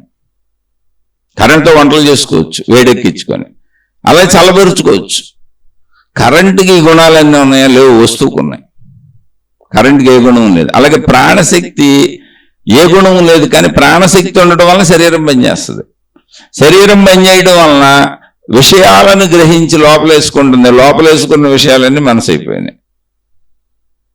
ఇప్పుడు ఏమైంది? మళ్ళీ లోపలేసుకున్న విషయాలన్నీ లోపల ఉన్నాయన్నీ మళ్ళీ గుర్తొస్తున్నాయి. మనసు ఎగిసి పెడుతుంది సముద్రపు తరంగాల్లాగా. ఆలోచనలుగా, భావాలుగా, భావోద్వేగాలుగా, జ్ఞాపకాలుగా ఎగిసి పెడుతుంది. ఎగిసిపడినప్పుడు మనకు గుర్తొస్తున్నాయి. ఇప్పుడు మీ ఇంట్లో పుట్టిన మీరు ఎటువంటి మనసు తయారు చేసుకుంటారు? మీ అమ్మగారిని చూశారు, మీ నాన్నగారిని చూశారు, మీ కుటుంబ పరిస్థితులు చూశారు, వాళ్ళ అరుపులు చూశారు, వాళ్ళ కేకలు చూశారు, వాళ్ళ ఇష్టాలు చూశారు, వాళ్ళ ఇష్టాలు చూశారు, వాళ్ళ తిండి, వాళ్ళ బట్ట, వాళ్ళు మీకేం నేర్పారో మొత్తం మీ మనసు అలా తయారవుతుంది. అసలు ఇంకొక చిత్రమైన విషయం ఏంటి తెలుసు? మీరు స్త్రీగా పుట్టారు, నేను పురుషుడిగా పుట్టాను. శరీరంలోనే స్త్రీ పురుష భావ మార్పు వచ్చేసింది. ఇవన్నీ గ్రహించాలి మనం. ఇప్పుడు మనం పుట్టిన ప్రదేశాన్ని బట్టి ఆ ప్రదేశపు విషయాలను మన మనసు గ్రహించింది, ఆ కుటుంబ విషయాలను మన మనసు గ్రహించింది. ఇప్పుడు అనేక భౌగోళిక పరిస్థితుల్లో భూగోళం ఎంతో పెద్దగా ఉంది. 200 దేశాలు ఉన్నాయి. 200 దేశాలలో 200 రకాల భౌగోళిక పరిస్థితులు ఇంకా ఎక్కువ ఉండొచ్చు. ఒక దేశంలో అనేక భౌగోళిక పరిస్థితులు ఉంటాయి. అంటే వాతావరణ పరిస్థితులు మారిపోతాయి, మనుషులు మారిపోతారు, వేష భాషలు మారిపోతాయి, తిండి తిప్పలు మారిపోతాయి, కట్టుబొట్టు తీరుతెన్నులు మారిపోతాయి. మరి అలాంటి మనసు తయారవుతుంది. ఇప్పుడు ఇక్కడ కాకుండా సపోజ్ మనం ఇలా ఇంట్లో మనుషుల మధ్య పుట్టాం, మనం ఏ అడవిలోనూ పుట్టాం అనుకోండి, జంతువుల మధ్య పెరిగాం అనుకోండి. టార్జన్ సినిమాలు వస్తే చూసారా? జంతువుల్లో పూర్వం వచ్చే టార్జన్ సినిమాలు. భాష రాదు, జంతువుల్లో అరుస్తూ ఉంటాడు. ఇది మోగ్లీ అని కూడా వచ్చింది ఈ మధ్య పిల్లలది. అక్కడ అడవిలో పుట్టి అడవిలో పెరిగిన పిల్లలు జంతువుల మధ్య, వాళ్ళు జంతువుల్లో ప్రవర్తిస్తారు. ఎందుకని? నువ్వు చూసిందే నీ మనసు అవుద్ది. అది అబద్ధము కాదు, నిజము కాదు, నువ్వు గ్రహించిందే నీ మనసు అవుద్ది. ఇక్కడ నీ శరీరము పరిమితం అవటం వలన, అది గ్రహణ యంత్రం అవటం వలన ప్రాణశక్తి అనేది పర్ఫెక్ట్ గా ఉండి శరీరం పనిచేస్తుంది అంతే. కానీ గ్రహించే విషయాలు మారిపోయినాయి. నువ్వు చూసేవి మారిపోయినాయి, నువ్వు వినేవి మారిపోయినాయి, నువ్వు తినేవి మారిపోయినాయి, నువ్వు తాగేవి మారిపోయినాయి, ఇవన్నీ మారిపోయినాయి. మళ్ళీ నీ చుట్టూ ఉన్నటువంటి మనుషుల నుంచే నువ్వు భాష నేర్చుకున్నావు. తెలుగులో పుట్టినోళ్ళు తెలుగు మాట్లాడారు, కర్ణాటకలో పుట్టినోళ్ళు కన్నడ మాట్లాడారు, తమిళనాడులో పుట్టినోళ్ళు తమిళం మాట్లాడారు, ఎక్కడోళ్ళు అక్కడ భాష మాట్లాడారు. వేల భాషలు ఉన్నాయి, వేల సంస్కృతులు ఉన్నాయి, వేల నాగరికతలు ఉన్నాయి, కట్టుబొట్టు తీరు తెన్నులు అన్ని మారిపోయినాయి. ఇవన్నీ ఒక ఎత్తు అయితే, ఇప్పుడు మీ నాన్న అరుస్తా కరుస్తా అన్నాడు అనుకో, అది నీకు సత్యం అయిపోయి నువ్వు అరుస్తా కరుస్తా ఉంటావు, నేను అరుస్తా కరుస్తా ఉంటాను. ఇప్పుడు మా అమ్మగారు అరుస్తా కరుస్తా ఉన్నారు, నేను అలా అయిపోతాను. లేదు మా వాళ్ళు మంచి సాత్వికులు అనుకో, నేను అదే సత్యం అనుకుని అలా అలవాటు చేసుకుంటాను. అలా గుణములు, స్వభావములు, ఇవన్నీ రాగద్వేషములు, ఇవన్నీ కూడా మన చుట్టూ ఉన్న ప్రపంచం నుంచి గ్రహించాం. ఎప్పుడు గుర్తుపెట్టుకోండి. మనం పుట్టడమే ఏ బుద్ధుడి దగ్గర పుట్టుంటే, మనం పుట్టిన కాడి నుంచి ఆ బుద్ధుడినే చూస్తా పెరుగుంటే, ఆ బుద్ధ సంఘంలో పెరుగుంటే మనం కూడా బుద్ధుడైపోవడం. రాగద్వేషాలతో ఎందుకు తయారయ్యాం, అనేక గుణాలతో ఎందుకు తయారయ్యాం, కామక్రోధ లోభ మోహ మత మత్సరాలతో ఎందుకు తయారయ్యాం, మంచి పనులు చెడ్డ పనులు అనే రెండు మిక్స్డ్గా ఎందుకు తయారయ్యాం, పుణ్యపాప కర్మలన్నీ ఎందుకు చేస్తున్నాం, ఎందుకు శరీరం నేను అనే భావనలో బంధితుడు అయిపోతున్నాం, ఎందుకు మోక్షం కోసం అన్వేషిస్తున్నాం. వాళ్ళు ఉన్నారుగా జీవన్ముక్తులు. అటు మంచి ఉంది, ఇటు చెడు ఉంది, అది రాక్షసత్వం ఉంది, ఇటు సాధుత్వం ఉంది. ఇతరులను చంపేవాళ్ళు ఉన్నారు, ఇతరుల కోసం ప్రాణం ఇచ్చేవాళ్ళు ఉన్నారు. అంటే మనం పెరిగిన వాతావరణం. దొంగల దగ్గర పెరిగాడు అనుకోండి పిల్లడు, దొంగ అవుతాడు, ఖచ్చితంగా దొంగడే అవుతాడు. ఎవరైనా సరే, ఆడమగనేం లేదు. ఇక్కడ మనసు ఎలా తయారైంది అనేది ముందు తెలుసుకోవాలి. ఇప్పుడు మనసు అనేది అన్నింటినీ ఒకే రకంగా గ్రహించటానికి అసలు ఛాన్స్ లేదు. మనసు అనేది బిడ్డ పుట్టినప్పటి నుంచి తయారవుతుంది. ఎక్కడెక్కడ ఎవరెవరు పుట్టారో అక్కడక్కడ వాళ్ళ మనసు అయింది. మొత్తం ప్రపంచం సృష్టి అంతా చూడలేంగా అసలు మనం, మొత్తం ప్రపంచం సృష్టి అంతా వినలేంగా, మొత్తం ప్రపంచం సృష్టి అంతా స్పర్శ తెలుసుకోలేంగా. అలా మొత్తం విశ్వాన్ని అసలు ఏ రకంగానూ మన శరీరం తెలుసుకోలేదు. అన్ని పరిమితత్వాలేగా మనం తెలుసుకోగలిగింది. అయినా మనం పుట్టే తల్లిదండ్రులుగా, బిడ్డ పుట్టినాక మనసు ఏర్పడటం కదా జరుగుతుంది. గ్రహణ యంత్రం దాని పనే చేసుకుంది. ఆ గ్రహణ యంత్రానికి కరెంట్ లాగా ప్రాణశక్తి సహకరించింది. అది నిర్గుణం, దానికి నిరాకారం. అది ఊరికనే, అది శక్తి, అది కరెంట్ లాంటిది. ఈ ప్రాసెస్ లో మనసు ఏర్పడింది. ప్రపంచం నుంచి మనం గ్రహించినటువంటి దాన్ని మనం చూసి మనం విన్నాయి. మన ఇంట్లో మనం ఏం చూసామో, మనం ఏ గుణాలతో చూసామో, మనం అందులో ఏది ఎంపిక చేసుకున్నామో సొసైటీలో. ఇప్పుడు సిగరెట్లు కాల్చేవాళ్ళతో తిరిగేవాళ్ళు సిగరెట్లు కాలుస్తారు, మందు తాగేవాళ్ళతో తిరిగేవాళ్ళు మందు తాగుతారు. ఇప్పుడు అసలు సిగరెట్లు కాల్చేవాడు లేడు. అసలు ఆ దేశంలో సిగరెట్లు అమ్మరు అనుకోండి. అసలు ఒక దేశంలో సిగరెట్లు లేవు, అమ్మరు. అక్కడ సిగరెట్ అనేది తెలియదు అనుకోండి. అసలు సిగరెట్ కాలుస్తారని కూడా తెలియదు వాళ్ళకి. అలా మనకు కూడా ప్రపంచంలో అనేక విషయాలు తెలియదు, చేయలేం మనం. అయితే ఇవన్నీ ఎందుకు వచ్చినాయి? ఈ దుర్గుణాలు, ఈ బంధాలు, ఈ బంధుత్వాలు, కామక్రోధ లోభ మోహ మదమత్సరాలు, ఈర్ష్యులు, అసూయులు, నేను నాది, నా వాళ్ళు వరకే అని, రాగద్వేషాలు, నేను నా కుటుంబం వరకే అని, నేను నా బంధుమిత్రులు వరకే అని. అసలు ఇలాంటివన్నీ ఎందుకు వచ్చినాయి? ఈ భావాలన్నీ ఎందుకు వచ్చినాయి అంటే అలాంటి మనుషుల మధ్య పెరిగాం. చాలా సింపుల్ ఆన్సర్ ఇది. ఎందుకంటే అవన్నీ అలాంటి మనుషుల మధ్య పెరిగి అలాంటి మనుషులతో కలిసిమెలిసి ఇప్పుడు కూడా జీవిస్తున్నాం. మనం ఒక బుద్ధుడితో ఉండుంటే, ఓ మునులు, ఋషులు, యోగులు కుటుంబాలతో జీవించి ఉండుంటే అలాగే అయ్యేవాళ్ళం ఖచ్చితంగా. ఎందుకు అసలు ఇప్పుడు మీరు ఇది ఇలాగే వింటూ ఉండండి చాలు. ఇప్పుడు ఎంతో మంది మన సోదర సోదరీమణులు ఈ శీర్షికలు వింటున్న వాళ్ళు, మాలో కొద్దిగా గుణమార్పు కలుగుతుంది, మీరు చెప్పండి, మేము మారడానికి ప్రయత్నిస్తున్నామని చెబుతున్నారు. చాలా, ఆ 10 మంది చాలు, ఆ 20 మంది చాలు, మార్పు వస్తుందిగా. అంటే నువ్వు దేంతో సహవాసం చేస్తే అది అవుతావు, అదే మనసు అవుద్ది. ఇప్పుడు ఈ మనసు అవుతుంది. గుణమార్పు అంటే ఏంటి? ఏమీ లేదు.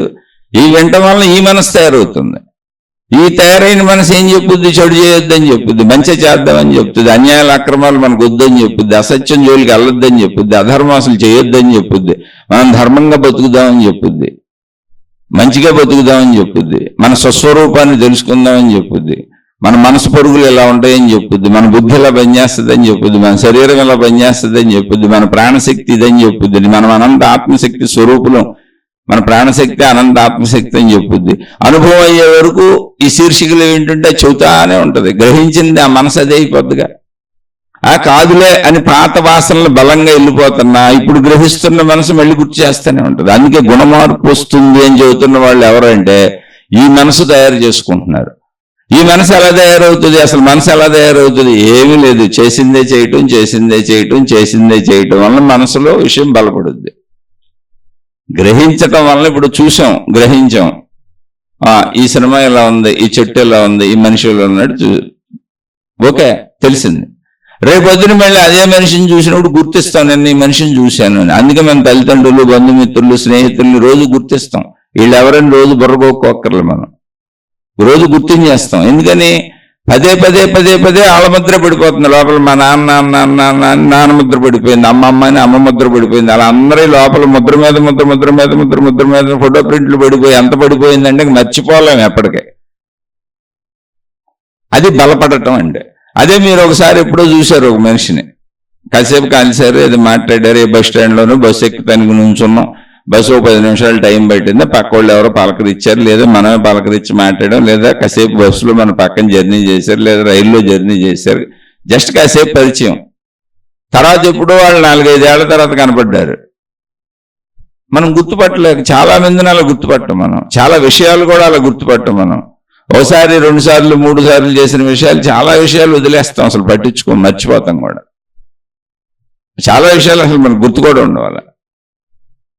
పదే పదే చేసినవే బాగా గుర్తుంటాయి. ఎందుకని పదే పదే చేయటం అంటే ఏంటి? ముద్ర మీద ముద్ర, ముద్ర మీద ముద్ర, అది బలపడటం, మనసు బలపడటం అంటే. దాన్ని వ్యసనము అన్నప్పుడు ఏమైందో తెలుసా? సిగరెట్లు తాగి తాగి తాగి తాగి తాగి ఇక తాగకుండా ఉండలేని స్థితికి వచ్చాడు. అయితే సిగరెట్లో కూడా గుణం ఉంది, నికోటిన్ అని ఒక పదార్థం ఉంది, అది శరీరంలో నరాలను ఉత్తేజపరుస్తుంది. అలా టీలో ఒకటి ఉంది, కాఫీలో ఒకటి ఉంది, కెఫిన్ అని ఉన్నాయి, అవి నరాలను ఉత్తేజపరుస్తాయి.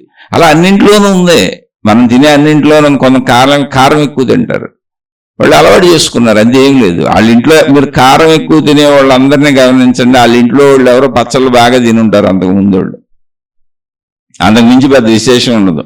కారం అలవాటు లేని ఇంట్లో కారం ఎలా తింటారు?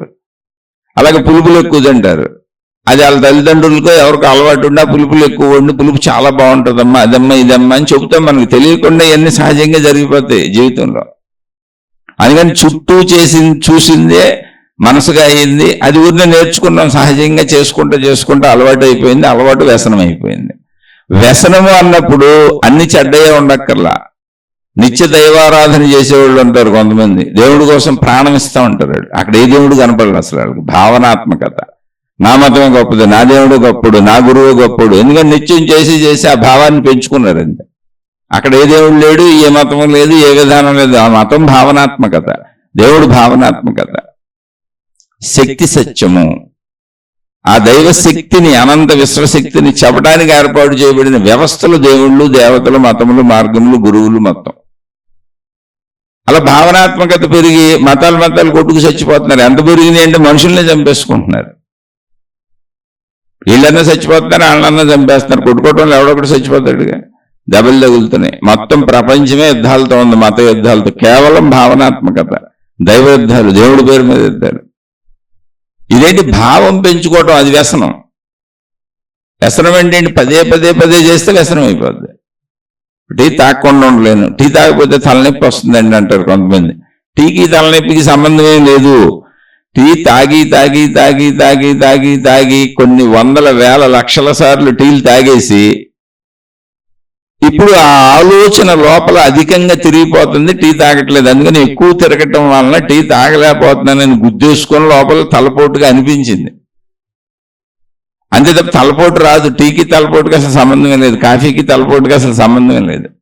కాదు, ఆలోచన తలలోనే తిరిగేది.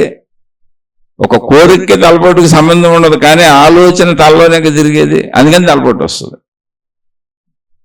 చాలా మంది అబ్బాయి పొద్దున్నే కాఫీ తాగకపోతే మోషన్కి వెళ్ళనంటారు, టీ తాగకపోతే మోషన్కి వెళ్ళనంటారు, సిగరెట్ తాగకపోతే మోషన్ రాదంటారు. కొంతమంది ఇప్పుడు నీళ్లు అలవాటు చేశారు, లీటర్ నీళ్ళు తాగి అటు ఇటు తిరగండి అంటున్నారు. నీళ్ళు తాగకపోతే మోషన్ రాదు ఇప్పుడు. అంటే సహజ చర్యలకి మనం కొన్ని ఎక్స్ట్రా ఫిట్టింగ్లు అలవాటు చేసుకొని సహజంగా జరగవలసిన మలమూత్ర విసర్జనలకు కూడా సిగరెట్లు, టీలు, కాఫీలు జోడించాం. లేదా ఇప్పుడు నీళ్లు. ఇంకా ఎంతమంది కొత్తగా ఏం చేస్తున్నారో నాకు తెలియదు, తెలిసినవి చెప్పాను. కానీ సహజ చర్యలు మలమూత్ర విసర్జనలు కానీ ఇప్పుడు రావయ్యి, ఎందుకని అలవాటు చేసాం అంతే, ఏం లేదు. అందుకని మనసు అనేది అందరికీ ఒకే రకంగా ఉండదు. అసలు ఎవరి మనసు ఆడదని బోల్సార్లు చెప్పాను. ఒకే రకంగా మనసు గ్రహించడానికి అసలు మన అందరం ఒకే చోట ఉండి, ఒకే ప్రదేశంలో ఉండి, అందరికీ ఒకే భౌగోళిక పరిస్థితులు ఉండి, అందరికీ ఒకే తల్లిదండ్రులు ఉండి, అందరికీ ఒకే ఆహారం ఉంది, అందరికీ ఒకటే దృశ్యాలు కనపడి, అందరికీ ఒకటే శబ్దాలు వినపడి, అందరికీ ఒకటే స్పర్శలు దొరికి అందరికీ అన్నీ ఒకేలా ఉంటేనే ఒకలా మనసు ఏర్పడుతుంది. లేదుగా భిన్న భిన్నంగా ఉండగా రూపురేఖలే వేరు, ఒకేలాంటి మనసు ఎలా ఏర్పడుతుంది? అసలు రూపురేఖలే వేరుగా మనుషులందరికీ రూపురేఖలు వేరు. అందులో ఎవరి మనసుని బట్టి వాళ్ళు నాకు నలుపు ఇష్టం, నాకు తెలుపు ఇష్టం, నాకు ఫలానా ఇష్టం అని మనుషులను ఏరుకుంటున్నారు. అలాగే రంగులు ఏరుకుంటున్నారు, చెప్పులు ఏరుకుంటున్నారు, బట్టలు ఏరుకుంటున్నారు. ఇవన్నీ ఏంటి? ఇష్టాలు ఎవరు తయారు చేసుకున్నారు? నువ్వే, నేనే, ఎవరికి వాళ్లే. అందరికీ ఒకేలా గ్రహించడానికి లేదు. ఎందుకు లేదంటే అందరం ఒక చోట పుట్టలేదు, అందరం ఒక చోట పెరగలేదు, అందరం వివిధ ప్రదేశాల్లో వివిధ పద్ధతుల్లో ఉన్నాం. అడవిలో పెరుగుంటే మనకి అడవి భాష వచ్చేది. మన జంతువుల్లాగా మనం కూడా మాట్లాడేవాళ్ళం. మీరు టార్జాన్ సినిమాలు, మోగ్లీలు, సీరియల్స్ చూడండి, అందులో ఎవరో భాష మాట్లాడరు, భాష రాదు వాళ్ళకి. అడవిలో పెరిగి జంతువులతో పెరిగిన వాళ్ళకి మానవ భాష రాదు. మానవ భాష దాకా ఎందుకు? ఇప్పుడు తెలుగులో పుట్టి తెలుగులో ఇక్కడ పెరిగే పిల్లలు తెలుగే మాట్లాడతారు. ఇలా కన్నడ రాదు, తమిళ రాదు, మనకు రావుగా అన్ని భాషలో. అందుకని తెలుగు ఒక్క దాంట్లోనే చదువుతాను నేను. అసలు ఈ శీర్షికలు తెలుగులోనే ఎందుకు చదువుతున్నాను? నాకు తెలుగు తప్ప ఇంకో భాష రాదు. ఎందుకని? ఇది నా సహజ భాష, నా మాతృభాష. అలా ఏ దేశంలో ఆ దేశం, ఏ రాష్ట్రంలో ఆ రాష్ట్రం, ఏ భాషలు ఎలాగో మనసు అలాగే సేమ్. ఒకే రకంగా అందరూ ఒక్కచోటే పుట్టుంటే, పరిస్థితులన్నీ ఒకలాగానే ఉండుంటే, సృష్టి అలా లేదుగా. సృష్టి మొత్తం అనేకంగా ఉంది. అసలు అనేకం, ఇద్దరు మనుషులు ఒకలా లేరు. అది సృష్టి విభిన్నత. అదే సృష్టి చేసిన మ్యాజిక్.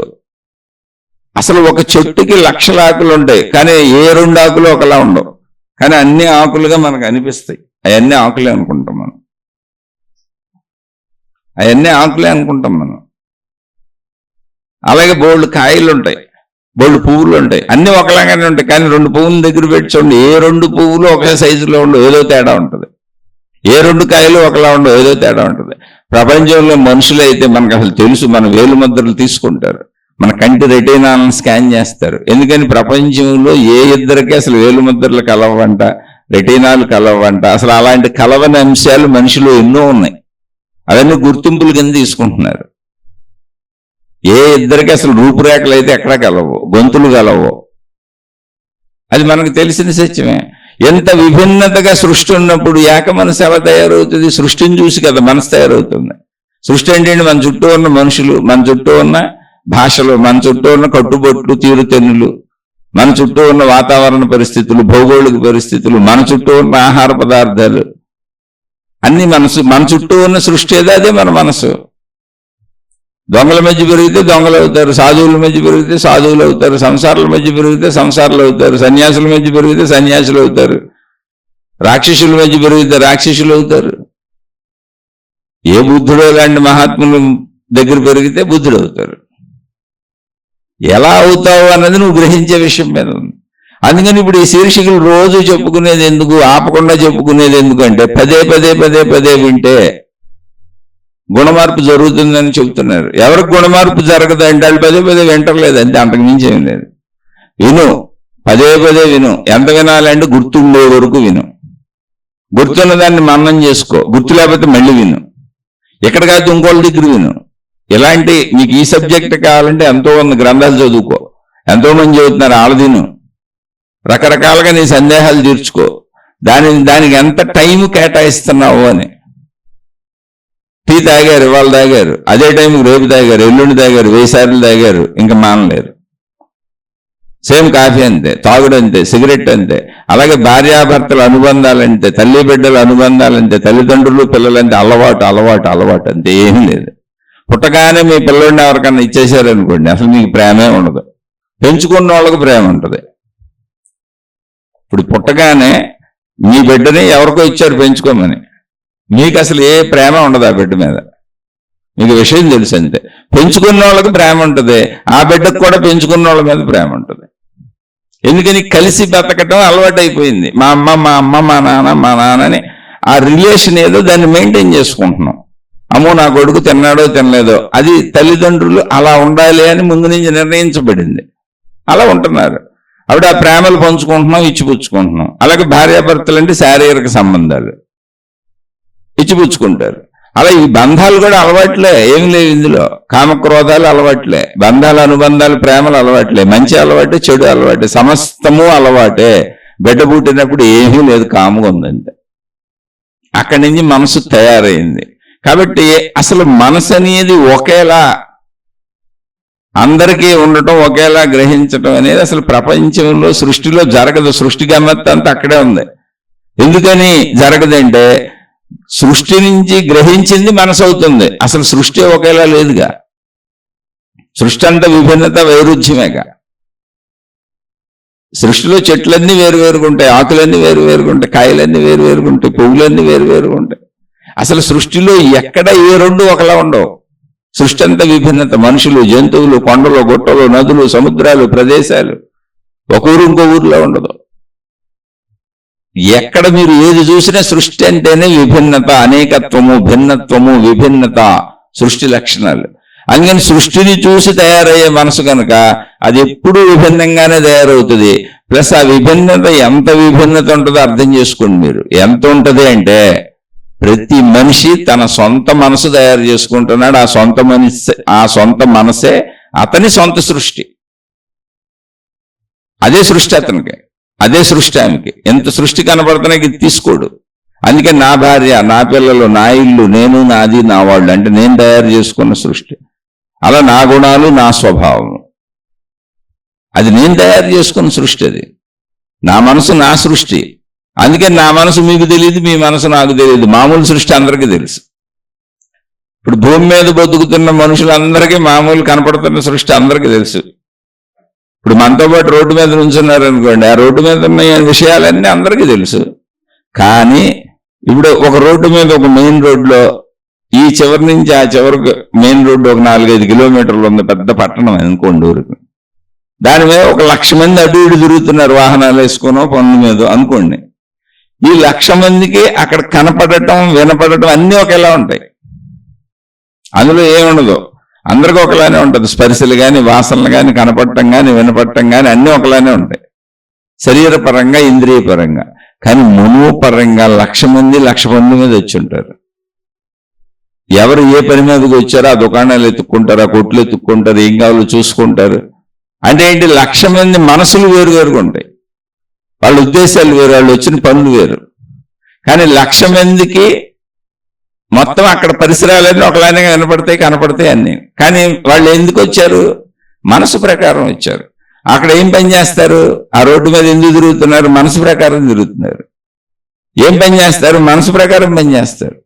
ఏం గ్రహిస్తారు, ఏం తీసుకెళ్తారు, మనసు ప్రకారం గ్రహిస్తారు, మనసు ప్రకారం తీసుకెళ్తారు.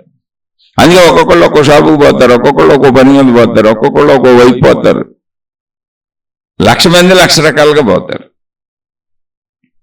రోడ్డు ఒకటే, ఊరు ఒకటే, ప్రదేశం ఒకటే, దృశ్యం ఒకటే. కానీ వీళ్ళ మనసులో ఏముందో దాన్ని బట్టి వాళ్ళు చూస్తారు. కానీ అక్కడ ఉన్న దృశ్యం ఏం మారదు. నాకు బట్టలు కొట్టుతో పని ఉంది, బట్టలు కొనుక్కుందామని వెళ్ళాను అనుకోండి, అక్కడ ఎన్ని రకాల షాపులైనా నాకు ఎందుకే కనపడతాయి, నేను తీసుకోను. నేను చూడాలనుకున్నాన్ని వెతుక్కుంటూ అక్కడికి వెళ్తాను. కాబట్టి మనసుని అర్థం చేసుకోవాల్సిందే తప్ప ఏక మనసు ఉండే ఛాన్స్ లేదు. మనసు అర్థమైపోతే మీకు ఆధ్యాత్మికత మొత్తం అర్థమైపోద్ది. అందుకే మహాత్ములు కూడా చాలా చక్కగా చెప్పారు దీన్ని. మన ఏవ మనుష్యానాం కారణం బంధమోక్షయోహో. మానవునికి బంధములకు గాని మోక్షమునకు గాని మనస్సే కారణమని. ఎందుకని నేను మోక్షమును పొందానని గుర్తింపుగా గుర్తించి చెప్పేది కూడా మనసే. నాకు మోక్షస్థితి అవగతమైంది, ఏకత్వ భావన అవగతమైంది అని చెప్పేది కూడా మనసే.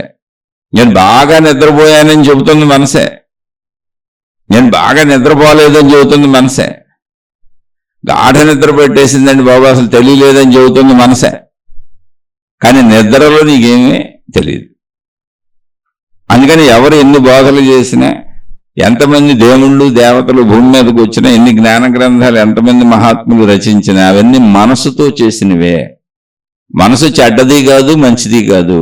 దాన్ని ఆ పరిసరాలను బట్టి నువ్వు తయారు చేసుకున్నావు. ఇప్పుడు నువ్వు మంచి మనసు కావాలని తయారు చేసుకో, జ్ఞాన మనసు కావాలని తయారు చేసుకో, దైవ మనసు కావాలని తయారు చేసుకో, సాధు మనసు కావాలని తయారు చేసుకో, ఓ బుద్ధుడు మనసు కావాలంటే తయారు చేసుకో, ఓ ముని ఋషి యోగి అవుతానంటే అవు, లేదు రాక్షసుడు అవుతానంటే అది నీ ఎంపిక. ఇప్పుడు ఈ బంధాలు ఇవన్నీ ఎవరు పెట్టుకున్నారు? నువ్వు పెట్టుకున్నావు. బంధాలు లేని వాళ్ళు 100 మంది ఉన్నారు. చాలా మందికి ఇష్టమైన వస్తువులు చాలా మందికి ఇష్టం ఉండవు. ఇప్పుడు అసలు ఎందుకు ఒక ఇంట్లోనే భర్తకి ఇష్టమైంది భార్యకి ఇష్టం ఉండదు, భార్యకి ఇష్టమైంది భర్తకి ఇష్టం ఉండదు, తల్లిదండ్రులు ఇద్దరికీ ఇష్టమైంది పిల్లలకి ఇష్టం ఉండదు. ఆ రోజు వండుకునే కూరల కాడ ఇటుకాడ గొడవలు పడతానే ఉంటారు. అదే కొనుక్కునే బట్టల కాడ రంగులు కాడ ఇంట్లో పెట్టుకునే వస్తువుల కాడ ఇది కాదు అది కాదు ఇది ఏక ఘర్షణలో. అదే మనసు. ఇక్కడ మనసు ఇలా ఉంటది అని గ్రహించినప్పుడు అసలు ఘర్షణే ఉండదు. ఆయన మనసు ఆయనది, నా మనసు నాది, సర్దుబాటుగా బతకాలి. అది మనం ఏర్పాటు చేసుకున్న కుటుంబ వ్యవస్థ. అంతే తప్ప మనుషులందరూ ఎలా ఎందుకు ఉన్నారని ప్రశ్నించకూడదు ఎవరిని. ఎవరు ఎక్కడ పుట్టి పెరిగారో అలా ఉంటారు వాళ్ళు, అంతే. ఎవరేం గ్రహించారో ఏ మనసు తయారు చేసుకున్నారో అలా. ఇప్పుడు ఈ మనసు మనం తయారు చేసుకుంటున్నాం. ఈ ఆధ్యాత్మిక చదువు ఎందుకు? ఈ ఆధ్యాత్మిక విద్యాలయం అనే పేరుతో ఈ ఆధ్యాత్మిక చదువు, ఆత్మజ్ఞాన చదువు అని ఈ శీర్షికలు చెప్పుకోవటం ఎందుకు అంటే ఈ మనసుని తయారు చేసుకుంటున్నాం. బంధమునకు మనసే కారణం, మోక్షమునకు మనసే కారణం. శరీరం వైపు వచ్చినటువంటి మనసు బంధమైంది, ప్రాణశక్తి వైపు వెళ్ళినటువంటి మనసు మోక్షమైందంటే అంతే, ఏం లేదు. రాత్రిపూట నిద్రలోకి వెళ్ళినప్పుడు మోక్షస్థితి, మెలకు వచ్చి శరీరాన్ని పట్టుకొని తిరుగుతున్నప్పుడు బంధస్థితి. ఈ నిద్రాస్థితిని మెలకువ స్థితిలో అవగాహన చేసుకుని అర్థం చేసుకుని దాన్ని అనుభవంగా ఆ స్థితిని నిలుపుకోగలిగితే అది సాధనతో మనం చేయవలసిన ప్రయత్నం. అదే మహిమ కాదు, మాయ కాదు, అద్భుతం కాదు. అప్పుడు అది మోక్షస్థితి. అంతే, ఏం లేదు. ఇప్పుడు ఉండండి, కాముగా ఉండగలిగితే మోక్షంగా ఉన్నట్టే. కాముగా ఉండలేక రకరకాల భావాలకు లోనైపోయి వాళ్ళు అలా ఎందుకు వీళ్ళు అలా ఎందుకు అని అసలు అంటం ఎందుకు? ఎదుటోళ్ళని చూడటం ఎందుకు? ఎవరు ఎలా ఉంటే అలా ఉండే మనం బాగుందాం. ఇప్పుడు బుద్ధుడిని అంటే ఇది అంత ఈజీ కాదు. ఏంటంటే అలా చెబితే ఉండగలమా అంటే ఉండగలిగిన వాళ్ళ స్టోరీలు చెబుతున్నా, నేను ఉండలేను కానీ ట్రై చేసుకుంటున్నా. అలాంటి మనసు తయారు చేసుకుందామని ఈ శీర్షికలు. నాకు నేను చెప్పుకుంటున్నా, మీకు కాదు. మీరు ఎవరు అసలు నాకు తెలియని కూడా తెలియదుగా. మిమ్మల్ని నేను ఎప్పుడు చూడలేదు, నన్ను మీరు ఎప్పుడు చూడలేదు, ఎప్పటికీ మీరు నన్ను చూడరు, ఎప్పటికీ నేను మిమ్మల్ని చూడను. ఎందుకంటే జ్ఞానంతో మన మనసు తయారు చేసుకోవడానికి మళ్ళీ మనుషులతో సంబంధం ఎందుకు అసలు? ఇప్పుడు మనకి బోధలు అందించిన ఆది శంకరాచార్యులు వారు ఇప్పుడు లేరు. ఆయన మనం అసలు చూడలేదు, ఆయన ఎలా ఉంటారో కూడా తెలియదు. ఆయన రూపురేఖలతో బొమ్మలు తయారు చేశారు అంతే. వెనక నుంచి అసలు వేదకాలం నుంచి ఎప్పుడో సనాతన ధర్మం అని అసలు ఎవరో ఋషులు మునులు యోగులు వాళ్ళు ఎవరో కూడా తెలియదు మనకి. వాళ్ళ పేర్లు కూడా రాసుకోవాలి. అందుకే ఎవరు రచించారో తెలియదు. వేదాలు అపౌరుషేయాలంటారు. అంటే ఏంటి? పేర్లు రాసుకోవాలి, కాపీరైట్ వేసుకోవాలి. ఇప్పుడు పుస్తకాలకు వేసుకుంటున్నట్టు తెలిసిన మంచి విషయాలు చెప్పుకుంటూ వెళ్ళిపోయారు. ఎవరో అందించుకుంటూ వచ్చినాయి ఇవన్నీ. ఎవరో మన ముందు తరాల మనుషులు. అందులో పెద్ద ఆశ్చర్యమే ఉంది. మన ముందు తరాల మనుషులు అందించుకుంటూ వచ్చారు. ఇప్పుడు ఆ విషయాలను మనం మాట్లాడుకుంటున్నాం. వాళ్ళని మనం చూడలేదుగా, వాళ్ళు ఎవరో అసలు మనకు తెలియదుగా. ఎవరో తెలియని కాలం నుంచి తర్వాత కొంతమంది తెలిసారు. అదే విషయాన్ని మళ్ళీ శంకరాచార్యులు వారు చెప్పారు. ఆయన కొంచెం ప్రచారం చేశారు. తర్వాత అవన్నీ నిక్షిప్తమైన పుస్తక రూపాలు ధరించినాయి కాబట్టి ఆయన పేరు తెలిసింది. ఆయనకు ముందు నుంచి కూడా ఉన్నాయి. ముందు నుంచి ఉన్న వాటిని ఆయన చెప్పారు. ఆయన తర్వాత ఎంతో మంది చెప్పారు. ఆయనకి వెనకాల ఎంతో మంది చెప్పారు. రేపు కూడా ఇంకెంతో మంది చెబుతారు. చెప్పేవాడితో పని ఏంటి? మనకి అసలు ఎవరెవరో చెప్పారు, వాళ్లే తెలియదు. సబ్జెక్ట్ వెళ్తుంది అంతే, ఎప్పుడు కొనసాగుతూ ముందుకు వెళ్తుంది. ఆ సబ్జెక్టు చాలు, మనుషులతో సంబంధ బాంధవ్యాలు అక్కర్లా. సబ్జెక్టు మనసు అవుతుంది అంటే.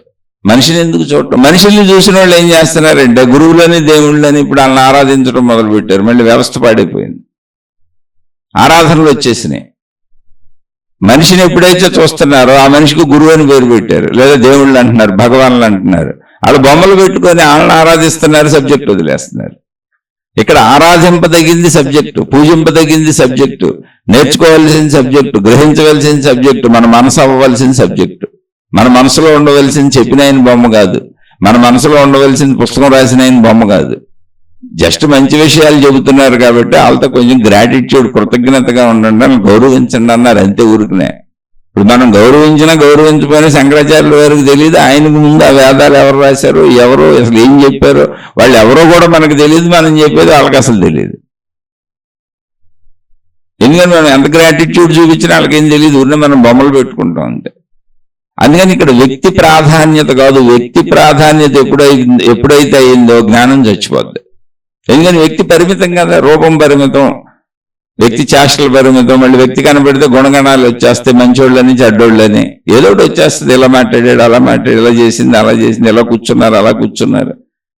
అయితే మంచో లేకపోతే చెడు ఏదో ఒకటి అయిపోద్ది. దాన్ని ఆరాధించడం, పూజించడం మొదలు పెడతాం. ఇప్పుడు వచ్చిన వ్యవస్థలన్నీ అవేగా. ఆల్రెడీ మత పెద్దలు, మతాలు, మార్గాలు, సమూహాలు ఏర్పడుతుంది. ఏంటి, మనుషుల ఇంపార్టెన్స్ పెరిగిపోయింది అక్కడ. ఆ మనుషుల్ని ఇప్పుడు భగవాన్లు అంటున్నారు, స్వామీజీలు అంటున్నారు, గురువులు అంటున్నారు, జగద్గురువులు అంటున్నారు, సద్గురువులు అంటున్నారు, సద్గురువులు అంటున్నారు. వాళ్ళే ప్రచారం చేసుకుంటున్నారు. అసలు మనుషులు అంటాం కాదు, వాళ్ళే మమ్మల్ని ఇలా పిలవండి అని వాళ్ళ పేర్లు వాళ్ళే వేసేసుకుంటున్నారు. స్వామీజీలని వాళ్ళకి వాళ్ళే పేర్లు పెట్టేసుకుంటున్నారు, భగవాన్లని, స్వామీజీలని, గురువులని. మమ్మల్ని ఇలా పిలవండి అని చెబుతున్నారు. అసలు మనిషికి విలువే లేదు. ఆ మనిషికి కూడా విలువ ఎందుకు వచ్చిందంటే జ్ఞానం నుంచి. జ్ఞానం ఆయన సొత్తు కాదు, ఆయన ముందు అని చెప్పాడు. మానవ జాతి మొదటి నుంచి జ్ఞానం అందించబడుతూ వస్తుంటే ఇది ఎవడు బాబుగాడి సొమ్ము? ఒకవేళ ఎవడు బాబుగాడి సొమ్ము అయినా అయితే ఆ మానవ జాతి మొట్టమొదటి చెప్పిన వాళ్ళు ఎవరో వాళ్ళ సొమ్ము. దాన్ని ఇంకా నవీకరించుకుంటూ ఎప్పటికప్పుడు, ఇప్పుడు తెలుగు భాషలో మనం మాట్లాడుకునేలా అనేక భాషల్లో దీన్ని చెప్పుకోగలిగేలా అనువదించిన వాళ్ళు ఉన్నారు. ఆ క్రెడిట్ వీళ్ళకి దక్కుద్ది, వాళ్ళకి దక్కుద్ది, మొదటి వాళ్ళకి దక్కుద్ది, వీళ్ళకి దక్కుద్ది. కాబట్టి ఇది ఎవరినేమంటే అసలు జ్ఞానం తీసుకుంటే అయిపోయేదానికి. మానవ సంబంధాలు పెట్టుకున్నట్టు, కుటుంబ సంబంధ బాంధవ్యాలు ఏర్పరుచుకున్నట్టు అయ్యంటే తప్పదు. ఇంద్రియాలు ఉన్నాయి, స్త్రీ పురుష కోరికలు ఉన్నాయి, సమాజం నడవాలి. కాబట్టి కుటుంబ సంబంధ బాంధవ్యాలు పెట్టుకున్నాం, బాధ్యతలు పెట్టుకున్నాం, కర్తవ్యాలు పెట్టుకున్నాం, చట్టాలు, న్యాయాలు, ధర్మస్థానాలు, ధర్మ విధానాలు ఏర్పరుచుకున్నాం, న్యాయస్థానాలు పెట్టుకున్నాం, ధార్మికంగా జీవిద్దామని ధర్మం పెట్టుకున్నాం. ఇవన్నీ మనిషి తయారు చేసుకున్నాయి. ఇక్కడ జ్ఞానపరంగా అయ్యింది ఎందుకు? మళ్ళీ ఇక్కడ సంబంధ బాంధవ్యాలు ఎందుకు? ఇవన్నీ పెట్టుకోవటం ఎందుకు? జ్ఞానం కదా ప్రధానం. ఇక్కడ గురువు ఎవరంటే జ్ఞానము, దేవుడు ఎవరంటే జ్ఞానము. అంతే తప్ప రూపం ఉన్న మనిషి గురువు కాదు, చెప్పే మనిషి. ఇప్పుడు నేను చెబుతున్నా, నేను ఎప్పటికీ గురువు కాదు, నేను ఎప్పటికీ అసలు ఏది కాదు మీలాంటి సామాన్యుడు. ఎందుకని నా ముందు వాళ్ళదే నేను చెబుతున్నా. ఎవరు చెప్పినా, ఇప్పుడు ఉన్నోళ్ళు ఎవరు చెబుతున్నా ముందు వాళ్ళదే చెబుతున్నారు, ఆ ముందు ఉన్నదే చెబుతున్నారు. ఇది అనాదిగా వస్తానే ఉంది. దీన్ని ఎవరు నాదని క్లెయిమ్ చేసుకోవడానికి లేదు. అది విఘ్నత. నాదని క్లెయిమ్ చేసుకుంటారు మూర్ఖులు. ప్రజల్ని వాడేసుకోవాలి, అలాగోలాగా డబ్బు కావాలి, సేవలు కావాలి, నాయకుడిని అవ్వాలి, నాయకురాలను ఆగమనం అవ్వాలి అనుకుంటే చేసుకోవచ్చు. అలా నేను ఎవరిని విమర్శించట్లా. జ్ఞాన ప్రాధాన్యత అయినప్పుడు మీది జ్ఞాన మనసు తయారవుద్ది. అది నేను చెప్పేది. పదే పదే పదే పదే ఎందుకు చెబుతాం? ఇది వింటాం, చదువుకోండి, ఇది కాకపోతే ఇంకోటి వినండి. మీరు ఏది వింటే అది మనసు అవుద్ది. ఇప్పుడు చెప్పుకునే ప్రాసెస్ ఎందుకంటే ఇది మనసు అవుద్ది. ఇప్పుడు ఇది మనసు అయినప్పుడు మోక్ష మనసు అవుద్ది. ఎందుకని బంధ మనసు ఏంటి, మోక్ష మనసు ఏంటి చెప్పుకుంటున్నాగా, విషయాలు చెప్పుకుంటున్నాగా, నిదానంగా చెడుని వదిలేసుకుంటూ మంచిలోకి వద్దామని చెప్పుకుంటున్నాగా, రోజు చెప్పుకుంటున్నాగా, రోజు మాట్లాడుకుంటున్నాగా. అప్పుడు ఇది మనసు అవుతుంది. ఇది మనసు అయినప్పుడు ఈ మనసు కొద్ది కొద్దిగా బలపడుతూ జ్ఞాన మనస్సు అవుతుంది. బంధ మనసు మోక్ష మనసు అవుతుంది. అది మోక్ష మనసు అయినప్పుడు సంపూర్ణత్వం వచ్చేసింది. అది మోక్షం, అదే ఆత్మ సాక్షాత్కారం, అది సెల్ఫ్ రియలైజేషన్. అలాగే శరీరం ఉండదా, శరీరం పోద్దా అంటే ఎందుకు పోద్ది? శరీరం అక్కడే ఉంది, వాళ్ళని జీవన్ముక్తులు అన్నారు. కానీ అనంతత్వం కూడా తెలిసింది. నా ఆనందత్వం నాకు తెలిసింది, నా ప్రాణశక్తి ఎరుకు నాకు తెలిసింది. అది స్టెప్ బై స్టెప్ కొద్ది కొద్దిగా ఒక మొక్క ఎదిగినట్టుగా. ఒక చిన్నపిల్లవాడు వృద్ధుడు దశకి వెళ్ళాలంటే ఎన్ని సంవత్సరాలు పడుతుంది? ఆ వయసు 60 అయితే 60 ఏళ్ళు పట్టింది, 70 అయితే 70 ఏళ్ళు పట్టింది, 80 అయితే 80 ఏళ్ళు పట్టింది. అలా కొద్దిగా ఎదిగాడు. అంతే తప్ప బాలుడు వృద్ధుడు అయిపోలేదు. అలాగే జ్ఞానంలో ఉన్నటువంటి పరిపక్వత కూడా అలా స్లోగా ఆధ్యాత్మిక ఎదుగుదల జరుగుతూ ఉంటుంది.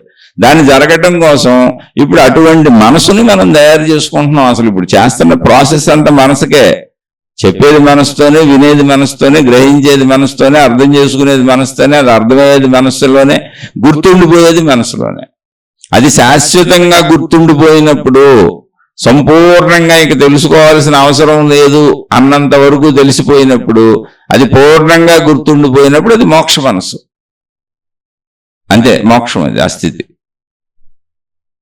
అందుకని మనస్సు అనేది పరిస్థితులను బట్టి ఏర్పడుతుంది. ఇప్పుడు మనం ఈ శీర్షికలు పెట్టుకుంది ఆ పరిస్థితులను కల్పించుకుంటున్నాం, చెప్పడం ద్వారా, వినటం ద్వారా, పదే పదే మననం చేసుకోవటం ద్వారా కల్పించుకొని జ్ఞాన మనస్సు తయారు చేసుకుంటున్నాం. అంతే తప్ప ఏక మనస్సు తయారవదు. ఏక మనసు తయారవడానికి అసలు కుదరదు. మనసు అంటేనే విభిన్నత. సృష్టిలో ఎంత విభిన్నత ఉందో అంత విభిన్నత మనసుల్లో ఉంటుంది. ఎవరెవరు ఎక్కడెక్కడ పుట్టి పెరిగారు, ఏమేం చూస్తున్నారు, ఏమేం తింటున్నారు, ఏమేం తాగుతున్నారు, అంత విభిన్నతే సృష్టి అంతా. భేదత్వమే. అందుకని మనసు ఎప్పుడు భేద మనసు తయారు. ఇద్దరు మనుషులకు ఒకేలాంటి మనసు అసలు ఉండదు, ఉండే అవకాశమే లేదు. కాబట్టి మనసు అలా ఉండదని తెలుసుకొని రాగద్వేషాల నుంచి ఎలా బయటపడాలి, గుణాల నుంచి, చెడు గుణాల నుంచి ఎలా బయటపడాలి, పాపకర్మల నుంచి ఎలా బయటపడాలి, బాధించే బంధాల నుంచి ఎలా బయటపడాలి. ఆనంద బంధాలు బయటపడక్కర్లా, సుఖ బంధాలు బయటపడక్కర్లా, మంచి గుణాలు మార్చుకోక్కర్లా, చెడ్డ గుణాలు మార్చుకుంటే సరిపోద్దుగా. మనసులో మొత్తం చెడు కాదు ఉంది, మనసులో మంచి చెడు ఉంది. చెడుని తీసేస్తే మంచి మనసు ఉంటుంది. ఆ చెడుని తీసేయడానికి జ్ఞాన సహాయం తీసుకున్నాం. ఈ జ్ఞాన సహాయం ముందు నుంచి మనకు వస్తుంది. ఎప్పటి నుంచో మానవ జాతి ఉన్నప్పటి నుంచి కంటిన్యూటీ అందుతూనే ఉంది. దాన్ని మనం ఇప్పుడు ఈ సృష్టి అనే ఆధ్యాత్మిక విద్యాలయంలో ప్రతి మనిషి విద్యార్థే. ఆధ్యాత్మిక చదువుకోవాల్సిందే. నువ్వు చదువుకోపోయినా నీకు నీ పంచేంద్రియాల శరీరం నిన్ను పెట్టేటువంటి పాటలు, ఇబ్బందులు, అవసరాలు, నీ బ్రతుకు, నీ 100 ఏళ్ల జీవితం నీకు మొత్తం ఎక్స్పెరిమెంట్లు, అనుభవాలే అవుతుంది. అనుభవాల నుంచి నీకు వచ్చే సారం ఆధ్యాత్మిక చదువే అవుతుంది. నువ్వు చదువుకుంటున్నానని చదువుకున్నా, నేను చదువుకొని నాకు చదువు ఇష్టం లేదు, నా ఇష్టం వచ్చినట్టు జీవిస్తానని నువ్వు జీవించినా ఇక్కడ సృష్టిలో నువ్వు అన్నీ పడాల్సిందే. అవన్నీ అనుభవాలే అవుతాయి. ఆ అనుభవాల నుంచి నీకు గ్రహింపు వస్తానే ఉంటుంది. ఇది చేయొచ్చు, ఇది చేయకూడదని. ఆ గ్రహింపు ఆధ్యాత్మిక చదువే అవుద్ది. కాబట్టి అందరూ ఇక్కడ విద్యార్థులే. మొత్తం సృష్టి అంతా విద్యాలయమే. ఆఖరికి అందరూ మోక్షాన్ని పొందినాకే పాస్ అవటం. మోక్షం అంటే పాస్ అవటం, ఇక జన్మ పరంపర లేదు. అనంత ఆత్మశక్తిగా మిగిలిపోయాయి. ఇది ఎవరికైనా ఇంతే. కాబట్టి మనసులో ఉన్నటువంటి ఈ బంధాలు ఏంటి, ఈ పాపపుణ్య కర్మలు ఏంటి, అవే మనం ఇప్పుడు చర్చించుకొని మంచి మనసు తయారు చేసుకుందాం రోజు ఇవన్నీ చెప్పుకుంటున్నాం. ప్లస్ మన అనంత ఆత్మశక్తి స్వరూపులము, ప్రాణశక్తి స్వరూపులము. ఆ ప్రాణశక్తి అనంతము, సర్వవ్యాపకము, అది మన స్వరూపమే. కాబట్టి ప్రతి శీర్షికలోనూ దాన్ని ఒకసారి గుర్తు చేసుకునే ప్రయత్నం చేస్తున్నాం. ముందు పూర్తిగా మంచి వాళ్ళం అయిపోతే, చెడును వదిలేస్తే అప్పుడు ఈజీగా శక్తి స్వరూపులం అనే సాధన కుదురుతుంది. మనసు అక్కడ నిలబడుతుంది. ఆ వైపు వెళ్తాం. ఆ ప్రయత్నమే ఈ శీర్షికలు చెప్పుకోవటం. ఇంకా మీకు ఏమైనా సందేహం ఉంటే తప్పకుండా అడగచ్చు.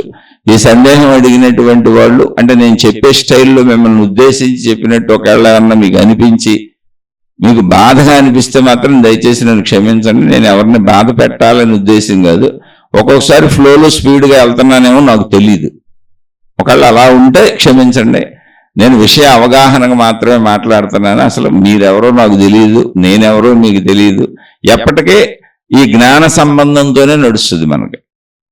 ఎప్పటికీ నేనెవరో మీరు తెలుసుకోవాల్సిన అవసరం లేదు. అసలు ప్రయత్నం చేయబాకండి. మీరెవరో నాకు తెలియజెప్పాల్సిన అవసరం అసలు లేదు. ఆ ప్రయత్నం చేయబాకండి. కొంతమంది మిమ్మల్ని కలవచ్చా, మీ ఫోన్ నెంబర్ ఇస్తారా, ఇలా కొంతమంది కామెంట్లో పెడుతున్నారు, కొంతమంది ఏదో పోస్టుల్లో పెడుతున్నారు. ఎప్పటికీ అసలు కలిసే ప్రయత్నం చేయబాకండి. ఎందుకంటే మీరు మనిషిని కలిస్తే, మనిషిని చూస్తే, మనిషి పరిమితత్వంలో ఉంటాడు. జ్ఞానం అపరిమితం, అనంతం. రోజుకో శీర్షిక చెబుతున్నాను అనుకోండి, రోజు రకరకాలుగా చెప్పుకుంటాం విషయం. అనంత జ్ఞానం అది. కానీ అదే మనిషి అవుతూ ఉంటాడు ఎప్పుడు. ఆ ఒక్కడే మనిషి, అదే శరీరం, అదే పరిమితత్వం.